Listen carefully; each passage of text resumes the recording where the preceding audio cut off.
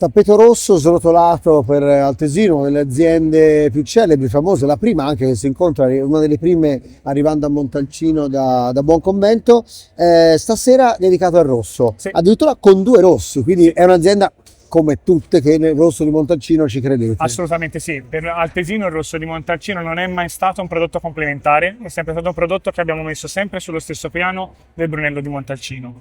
Noi siamo stati celebri nel 1972 per la prima produzione di linea singola di Brunello di Montalcino, a cui abbiamo voluto affiancare il nostro rosso di Montalcino Vigna Montosoli, primissima produzione annata 2024. Ecco, questa è la sorpresa della serata, perché portare il cru a Montalcino, che ancora diciamo non ci sono le sottozone ma le vigne si possono chiamare, e portarlo sul rosso è un bell'atto di fiducia nella sì. tipologia. Assolutamente sì, un atto di fiducia, un vino che per essere di prima produzione è un vino eccellente, figlio di un'annata che è un po' fresca, che però ci ha dato un rosso di Montalcino Montosoli, equilibrato, con grandi morbidezze e un tannino molto raffinato.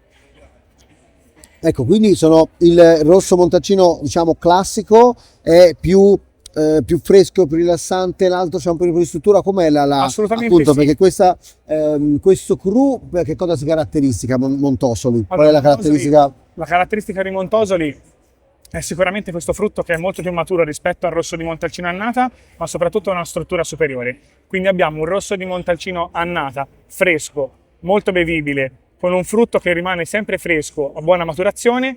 Passiamo a un rosso di Montalcino Montosoli con una struttura un po' più elevata e con questo frutto molto più maturo. Ecco, quindi anche a tavola li abbiamo in maniera diversa. Qui siamo a Assolutamente Verona, siamo davanti alla cucina veronese. Con cosa li abbiniamo questi 2 vini? Allora, partirei dal nostro rosso annata, al quale lo abbinerei a un antipasto, anche a dei formaggi, come potrebbe essere l'asiago o il taleggio, per poi passare a un secondo, diciamo, un piatto un po' più strutturato, appunto, per fare pari con la struttura del nostro rosso di Montalcino Vigna Montosoli, che è la pastissata di cavallo. Ah, beh, che è uno dei miei piatti preferiti, bello ferroso, sanguigno, e secondo me è proprio lo stesso carattere di Montosoli. Grande scelta, grazie. Grazie.